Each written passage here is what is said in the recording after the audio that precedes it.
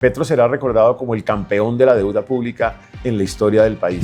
Y no tienes con qué hacer ni hospitales, ni escuelas, ni carreteras. Ya no le va a dar los ahorros, le va a dar eso un chichiguas. Y eso es una brutalidad. La primera decisión que haremos, se cita a la asamblea cambia a la junta directiva y la junta cambia al presidente de la compañía, lo más pronto posible. ¿Tenemos iguana?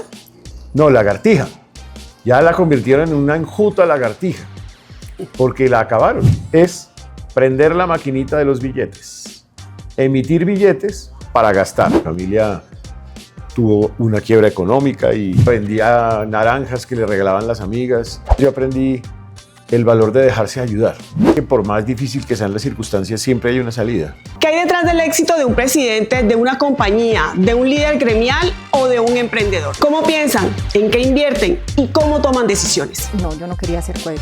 Los mercados locales. Gran idea, mal común. Soy Liz Ribón Island y esto es Economía en Primera Persona. Conversaciones con quienes lideran los negocios. Liderazgo, poder y el costo de decidir. José Manuel Restrepo es economista, es financiero, fue ministro de Comercio, fue ministro de Hacienda, además académico, rector de universidades reconocidas y hoy es candidato a la vicepresidencia de la República, fórmula vicepresidencial de Abelardo Elias Priella. Bienvenido a Economía en Primera Persona. Muchas gracias, Liz. Un saludo muy especial a ti y a todos los que nos están viendo en el podcast. Bueno, doctor José Manuel, antes de entrar al terreno político, académico, económico, donde usted se mueve, yo quisiera hablar de José Manuel Restrepo como persona. ¿Quién es José Manuel Restrepo lejos de ser rector de una universidad, de ser economista reconocido, de ser político? Bueno, pues es una persona sencilla, de familia. Tengo 3 hijos. Con mi esposa hemos estado casados más de 25 años. 3 hijos, 2 universitarios, una niña en colegio. Una persona que ha hecho su vida a punta de trabajo, de estudio, de responsabilidad, de compromiso también, que tuvo que hacer mucho esfuerzo para poderse educar, entre otras porque mi familia tuvo una quiebra económica y a mí me tocó casi que en beca, en pregrado, en posgrado, en la maestría. Y una persona que ha hecho su trabajo con todo el cuidado, el rigor del caso, y aquí estamos. De valores, soy católico practicante, con toda mi familia también. Yo diría que esa es como una descripción sencilla. Sencillo, normal. Y retrocedamos un poco más, ¿cómo era en el colegio? ¿Qué tan ñoño eras en el colegio? Porque usted es muy pilo. Muy ñoño, porque siempre fui el primer puesto. Bueno, en unos años peleé entre el primero o el segundo. Okay. Me ganaron en algunos cursos, pero en la medida en que ya llegué como a por ahí primero bachillerato siempre fui primer puesto. Y la universidad también. Y la materia sí, súper crack en el colegio. Matemáticas me gustaba mucho. ¿Y donde le iba súper mal? Matemático. En gimnasia. Ok. Pero bueno, ¿Mal deportista? No, era bueno. No, para algunas cosas, a veces no había clase de bailarín. En algunas cosas bien y en otras mal. Entonces, por ejemplo, yo era de la selección del colegio de atletismo. Ok, entonces sí le iba bien. O sea, en eso era bueno. Pero, por ejemplo, cuando me ponen a saltar, ¿cómo se llaman esas cosas que uno corre y salta y da una voltereta? Ok, no, eso, ese deporte no. Eso es imposible. Subirse a eso que uno hace así y se sube hasta arriba, imposible. Okay. Pero correr bien. Okay. O sea, correr berraco.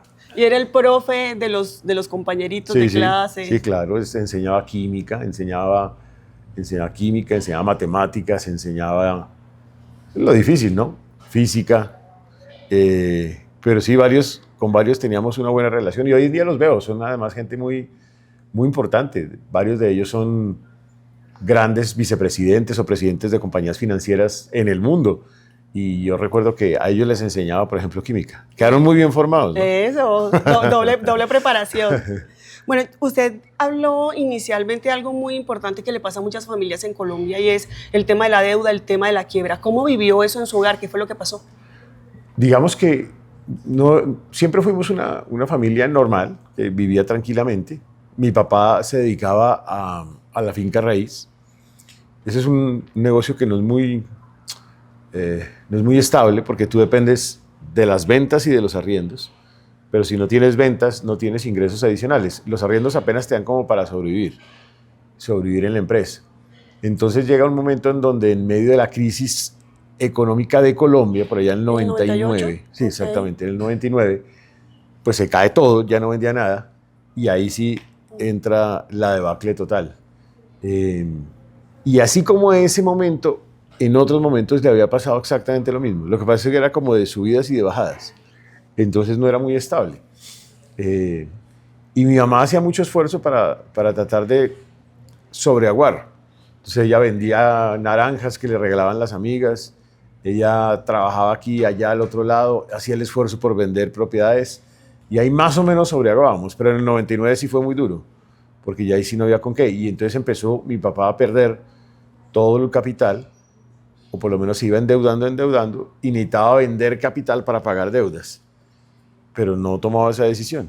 Y ahí fue cuando él incluso muere en medio de esa circunstancia. Y cuando yo recibo, digamos, esa sucesión, me tocó pagar una cantidad de deudas y obviamente vendiendo, no había otra salida. ¿Y qué lección le dejó a usted esa experiencia? Hombre, de esa experiencia tal vez yo aprendí el valor de dejarse ayudar, que yo creo que él nunca se dejó ayudar de mí. Lo otro es que por más difícil que sean las circunstancias, siempre hay una salida. Y yo creo que eso también uno tiene que aprenderlo. Y lo otro es, pues, el poder de la educación. Finalmente mi papá no hubiera estudiado, hubiera podido seguramente obtener otras oportunidades distintas a la que hacía, pero pues no sabía más y era lo que podía hacer. Y a mis hijos les he insistido mucho eso también, que hagan todo el esfuerzo de educarse, de formarse y de sobre todo, ojalá hacer empresa también. ¿Cuántos años tenía cuando pasó todo esto? ¿Ya usted trabajaba, estaba estudiando? No, ya estaba trabajando, pero digamos a lo largo de varios años la cosa era como recurrente, porque es que no era, digamos, era establemente difícil la situación económica. Y esto sucede por allá hacia yo calculo, por ahí 2018, más o menos. Okay. ¿Cuál fue su primer trabajo y cómo lo consiguió? Mi primer trabajo, esa pregunta no me la habían hecho en ninguna entrevista, fue en un frigorífico. Ok. Era el frigorífico suizo, se llamaba el frigorífico suizo, todavía existe. Vende salchichas y mortadelas y jamones. Originalmente no era del grupo antioqueño, después se convirtió en el grupo antioqueño. Y mi trabajo era ir a hacer el inventario de todos los equipos de la compañía. O sea, como decir, de todos los muebles y enseres, y de las tecnologías y de la maquinaria, de todo. Entonces me tocaba meterme en todos los lados. Entonces nosotros hicimos ese inventario. Yo tenía que ir, pegar las plaquetas, registrarlas en una hojita y después las pasábamos en una hoja de Excel. Y esa era la tarea, era hacer el inventario de activos fijos de la compañía. Ese fue mi primer trabajo. ¿Y cómo fue avanzando fue para con llegar? Un profesor mío, era mi profesor de desarrollo económico, que era el presidente de la compañía. Entonces él una vez me dijo, yo quiero que trabaje en mi compañía. Yo le dije, listo. ¿Y en qué? Haciendo el inventario de activos fijos. Y así lo hicimos, recorrimos toda la compañía. Le pusimos plaquitas a todo, incluso en el sitio donde se sacrifican pues, los animales. Okay. O sea que conocimos toda la compañía, la verdad. ¿Y después de Pero eso? era divertido. ¿Ah, sí? Sí. Después de ese, buena pregunta. Después de ese, fui secretario académico de la Facultad de Economía de mi universidad. Okay. Y después de ese fui asesor de una UTL, el Congreso de la República, en materia económica. Y ahí aprendí, por ejemplo, de la ley del sistema financiero, todo el tema de la reforma a la salud, o sea, de la ley que hoy en día rige el sistema de salud, y muchos temas más, la reforma al Banco de la República. Esos fueron momentos muy especiales. Y después fue cuando me lancé para Edil de Chapinero, entonces, o sea, de esta localidad. ¿Y a qué edad más o menos? Yo digo que 17 y 2, como a los 19, 20 años. Súper chiquito. Sí, fue la primera dirección de Edil de Chapinero en Bogotá. Ok, ¿cómo le fue? Muy bien. Sí. Muy bien. Fue divertido, una experiencia distinta, pero descubrí que mi rol no era llamémoslo, no es en el legislativo, sino en el ejecutivo. Porque uno en el legislativo, como que hay veces siente que no está haciendo mucho, que está echando muy buen discurso, se reúne con mucha gente, pero me siento más activo, la verdad, en el Ejecutivo que en el Legislativo. Por eso incluso ahorita muchas listas, tampoco lo he dicho públicamente, muchas listas me ofrecieron ser parte de las mismas, incluso hasta cabeza de lista de varias de ellas. Pero les dije que no. Les dije que no porque yo prefería, la verdad, ser lo que hacía, que era rector de una universidad, a ser congresista. No me divierte ser congresista. ¿Y cómo llega a la academia? Porque ser rector de una universidad es... Llego a la academia porque cuando yo salgo, en ese momento, me ofrecen, después de esto que acabo de decir, me ofrecen ser el gerente de la unidad de asesoría empresarial de la Universidad del Rosario. Eso no existía. Yo creé la unidad, que básicamente era una unidad para asesorar empresas, micro y pequeñas empresas. Y estando en esas, como al mes de haber iniciado mi trabajo, el rector de la universidad, a quien quise mucho porque fue un gran señor, y fíjate las cosas de la vida, él fue mi jefe en el Rosario porque él era rector de la Universidad del Rosario, y cuando yo fui ministro de Comercio, Industria y Turismo, él era el presidente de Bancoldex. Se llamaba Mario Suárez Melo. Entonces es la única persona a mí que me ha pasado que él fue jefe mío y después yo fui jefe de él. Eso es una cosa distinta a lo normal. Y él, además, yo siempre le decía doctor Suárez, incluso cuando era presidente de Bancoldex, y yo en teoría era el jefe, doctor Suárez. Y él siempre muy querido conmigo. Hicimos una muy buena relación, fruto de eso. Él fue mi jefe y después yo fui su jefe. Y hicimos una muy buena relación. Y de hecho, él venía del gobierno anterior y yo lo sostuve como presidente de Bancoldex. Pues porque yo tenía una relación personal con ella, era humana, de amistad. Hasta que un día me dijo, renuncio. Y, pero doctor Suárez, ¿por qué renuncia? Renuncio porque mi conductor renunció. ¿Y por qué renunció? Porque usted está haciendo comité directivo todos los lunes a las 6 de la mañana. Eso es inhumano. Yo no puedo hacer eso y él tampoco. En realidad ya estaba cansado, ya quería renunciar. Entonces él me ofrece la vicerrectoría financiera de la Universidad del Rosario, sin haberme graduado. Un acto de irresponsabilidad. Pero de él, no mía. Pero de confianza, además. De confianza, de mucha confianza. Y fui 2 años vicerrector financiero y ya después sí viajé al exterior a hacer estudios de inglés y después de maestría. Ok, bueno, rector de la Universidad del Rosario, que es muy reconocida, y de otras universidades, y además de eso, ministro de Comercio y ministro de Hacienda en plena pandemia. Sí, es verdad. ¿Qué no lo dejó dormir en la pandemia? Pues además no dormíamos ninguno, ¿no? Y usted todos los días en los consejos de ministros diciendo todo lo que había que, digamos que hablando de plata, porque en la pandemia lo que se fue plata. Sí. ¿Qué no lo dejaba dormir? Pues el dolor, yo digo, de tantos sectores productivos que estaban sacando adelante estas circunstancias durante la pandemia. Todo el tiempo dedicado a buscar diseñar medidas en el marco de la emergencia económica para el turismo, para los industriales, para las empresas de servicios, para las empresas de comercio exterior.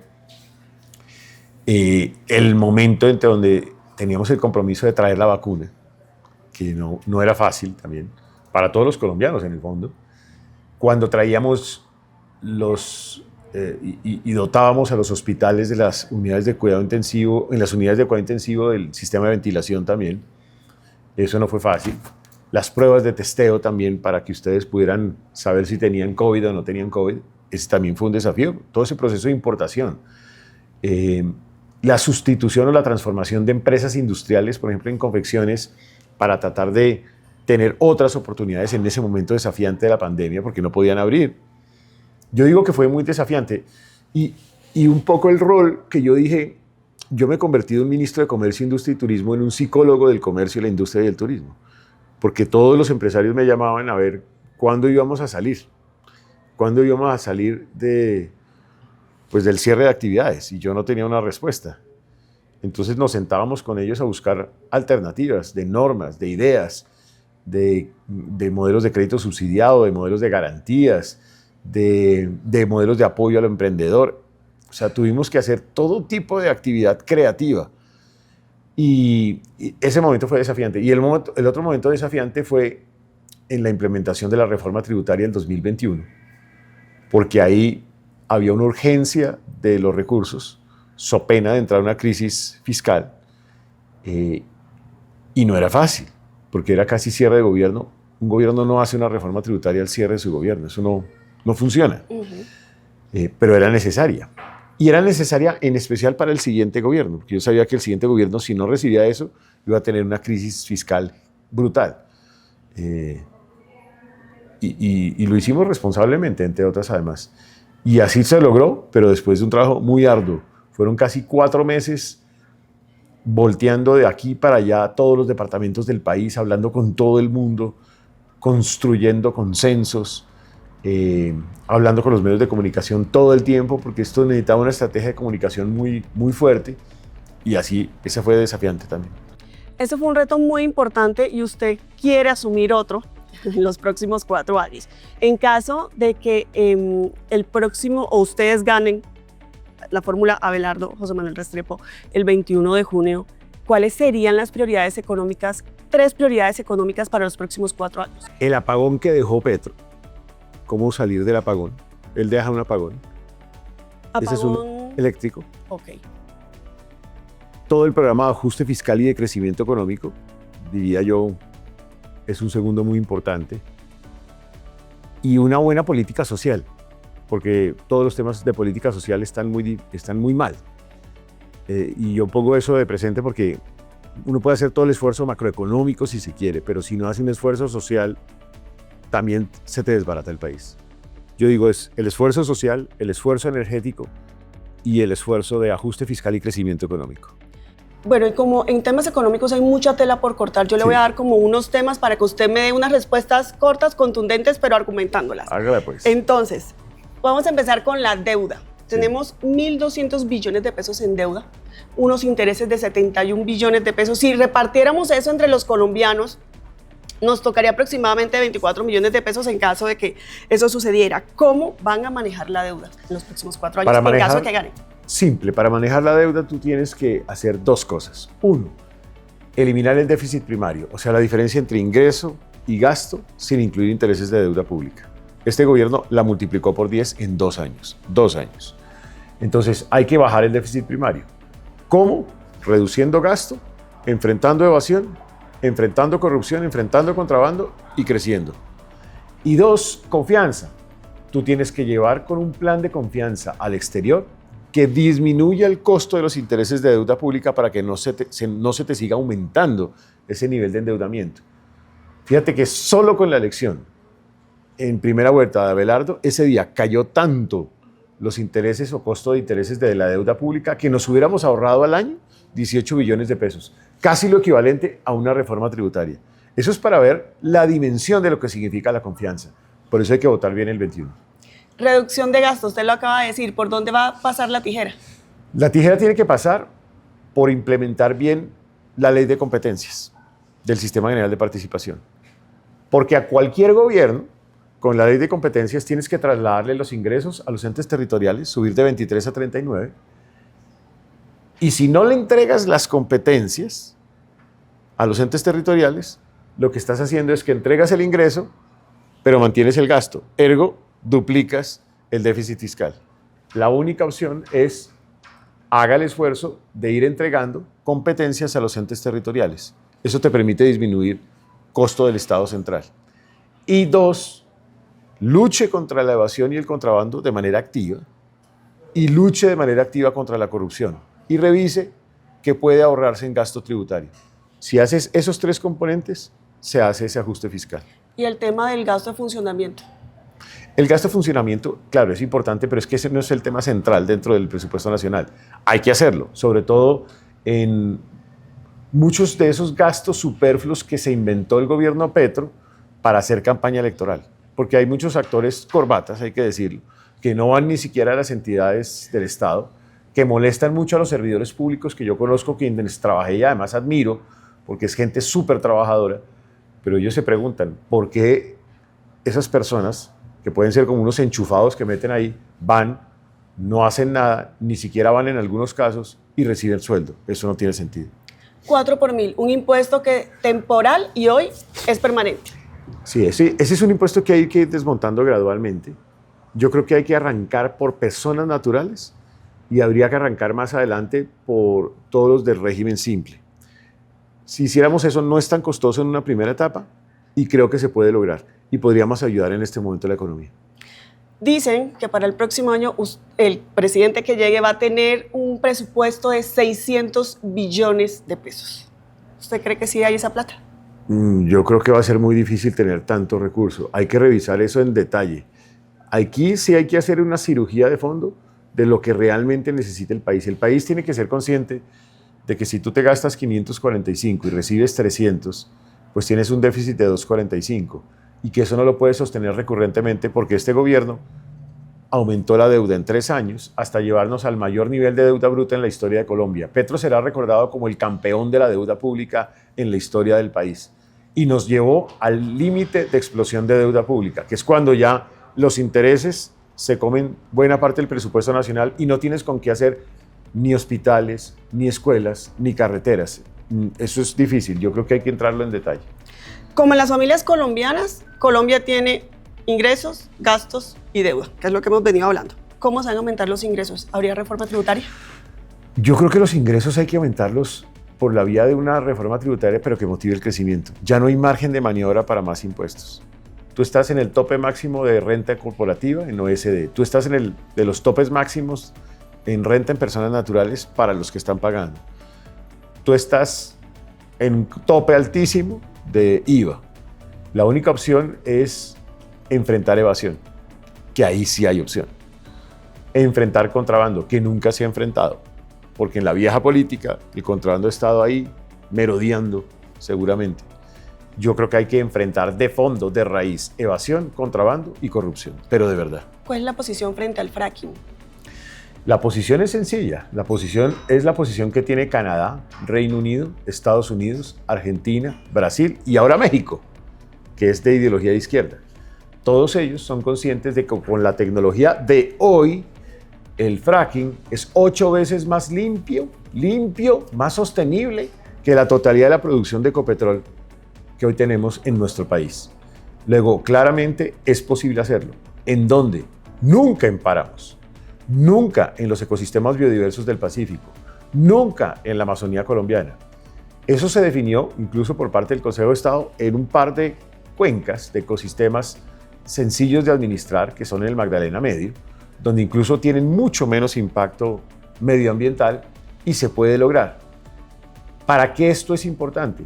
Porque Colombia con eso puede lograr seguridad energética, sobre todo para generar gas, porque si no lo hacemos, vamos a tener que pagar costos altísimos en materia de gas y en materia de energía.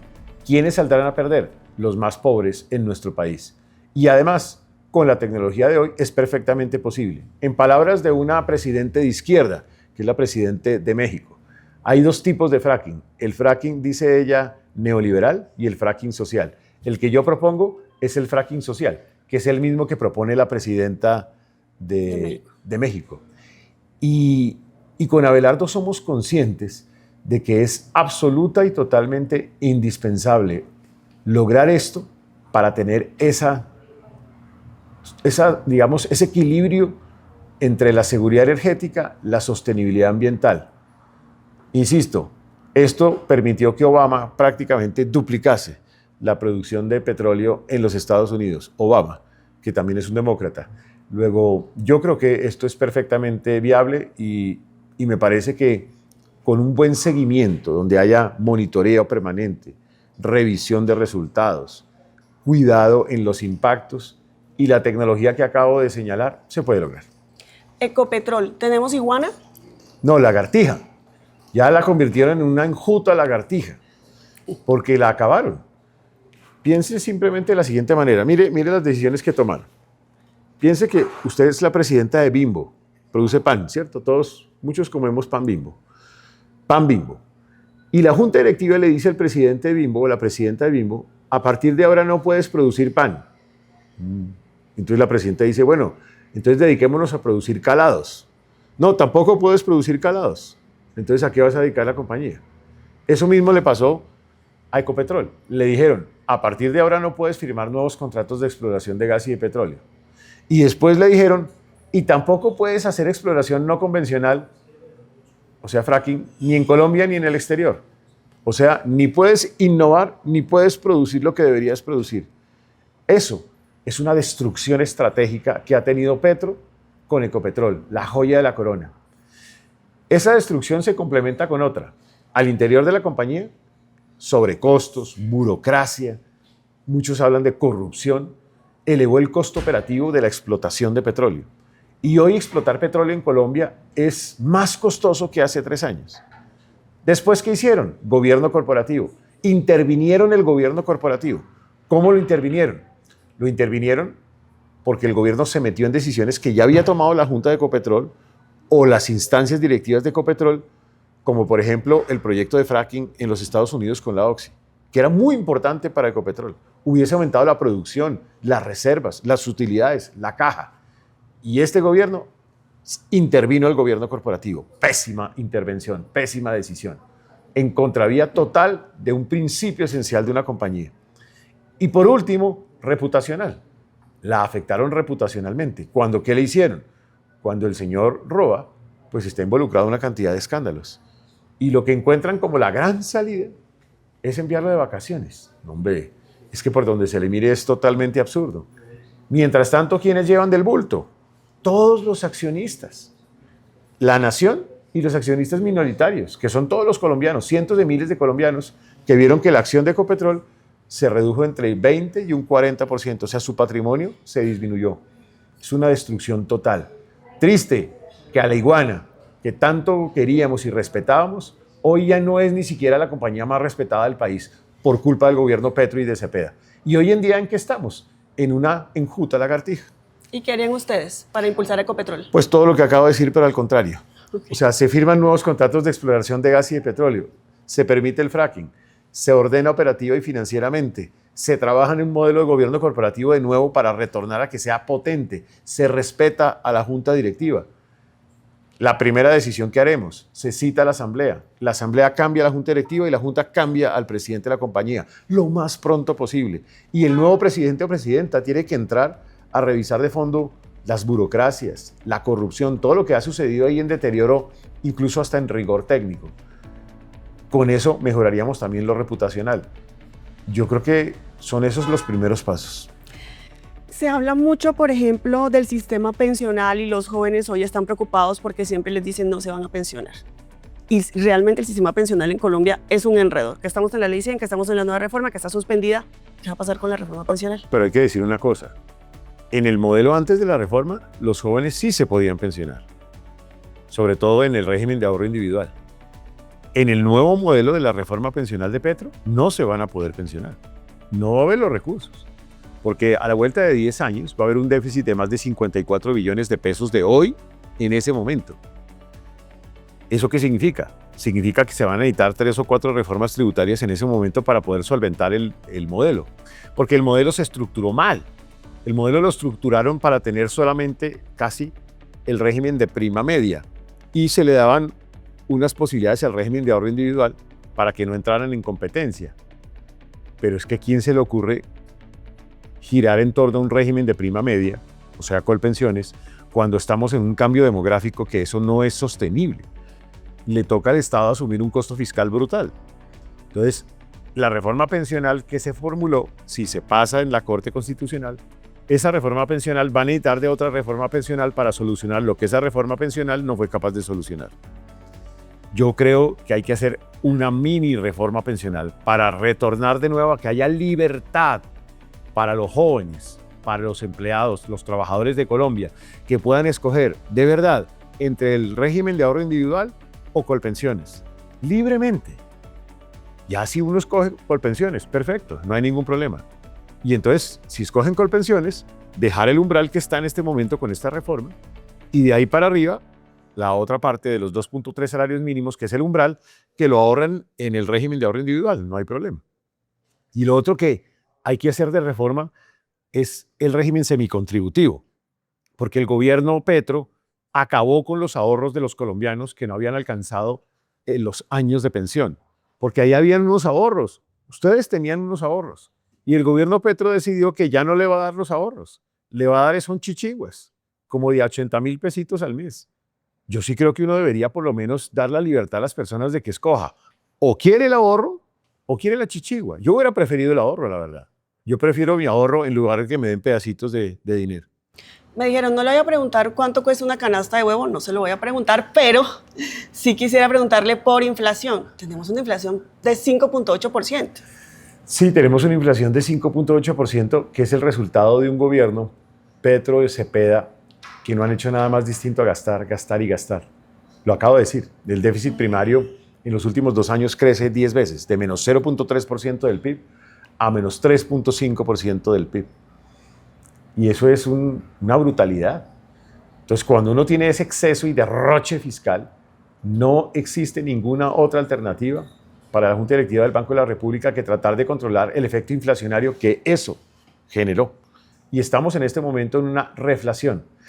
Pero ojo, puede ser más grave, porque ya Cepeda propuso hacer gasto público con deuda del Banco de la República. Eso, en palabras mayores o sencillas, es prender la maquinita de los billetes, emitir billetes para gastar, para gasto público. Como ya se les acabó la deuda, se les ocurrió la genial idea de que prendiendo la maquinita de los billetes, uno puede gastar, hacer gasto público.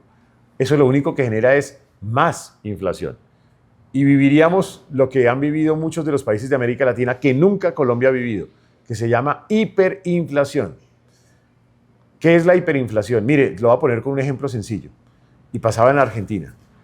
Que cuando tú te montas al taxi para ir del centro de Bogotá hasta Unicentro, uno es el valor que pagas cuando te montas y otro es el valor que pagas cuando te bajas. Entonces, cuando te montas, pagas la carrera en 50.000 y cuando te montas y cuando te bajas, puedes estar pagando 60.000 o 70.000 pesos. Eso se llama hiperinflación, que a cada minuto, a cada segundo, hay aumento de precio. Cepeda quiere llevarnos a eso. Es absolutamente inconcebible semejante inocencia, yo creo, o equivocación en materia de política macroeconómica.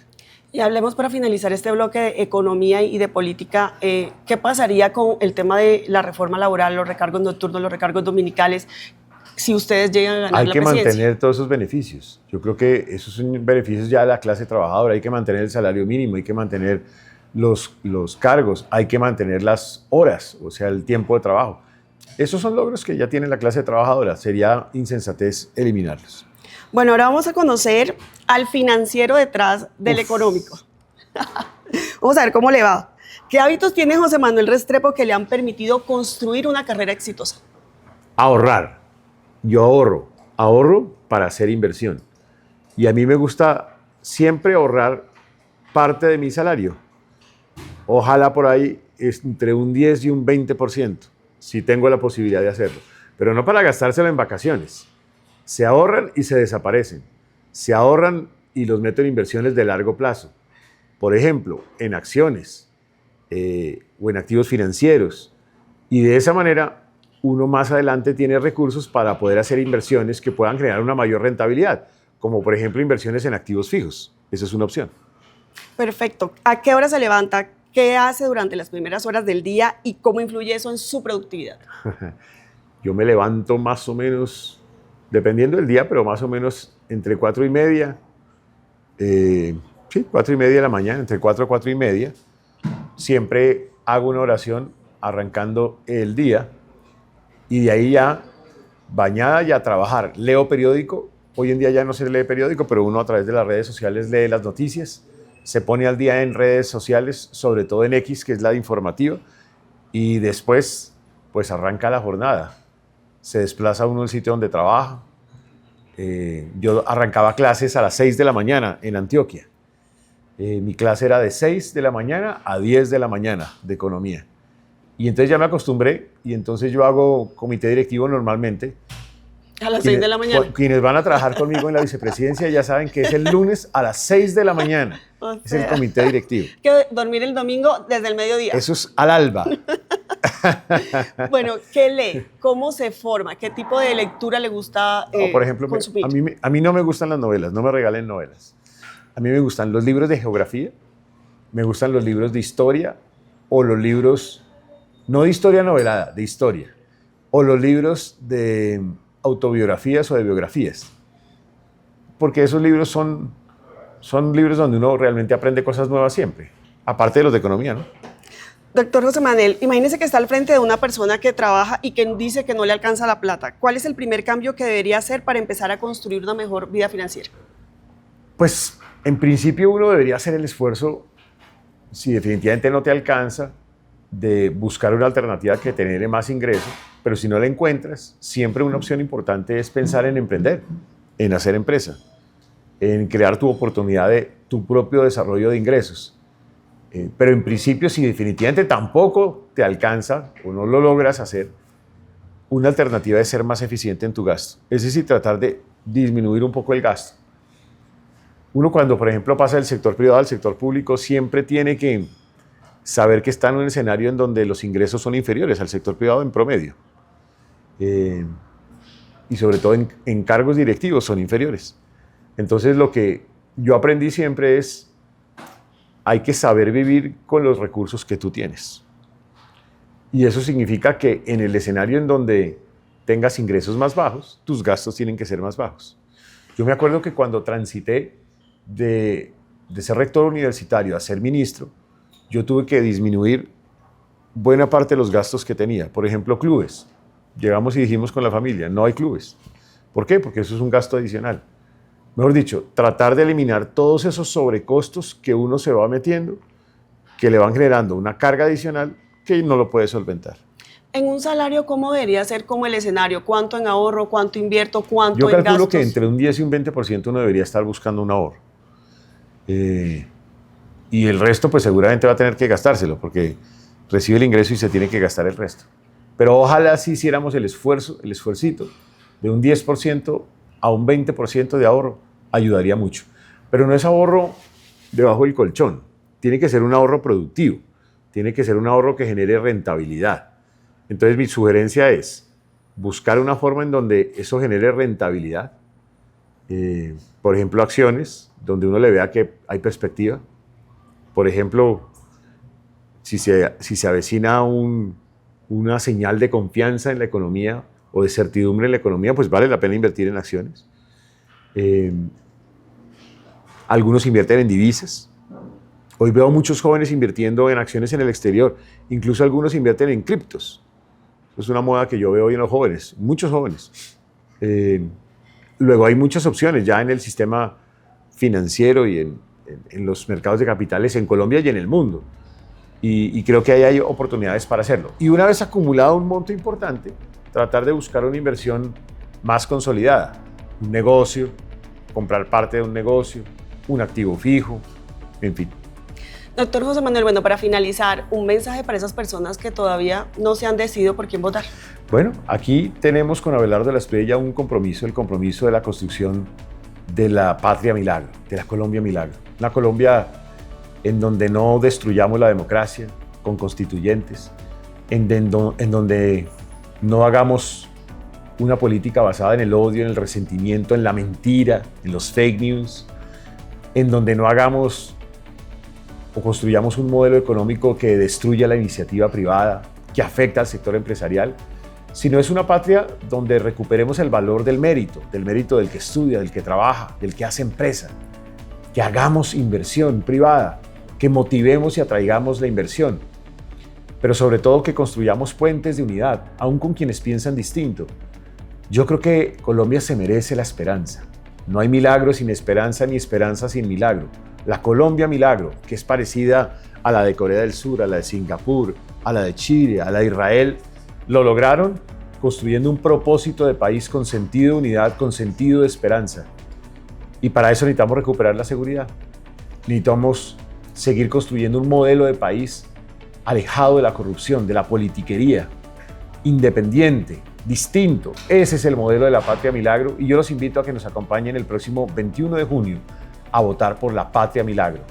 Que no sea la patria migaja o la patria miseria que proponen Cepeda y Quilpué, que sea una patria genuinamente de desarrollo y de prosperidad. Muchísimas gracias por acompañarnos aquí en Economía en Primera Persona. Lides, muchas gracias y felicitaciones por tu proyecto. Muchísimas gracias. Los invito a que se suscriban a nuestro canal y pues aquí vamos a seguir aprendiendo de economía con los que saben.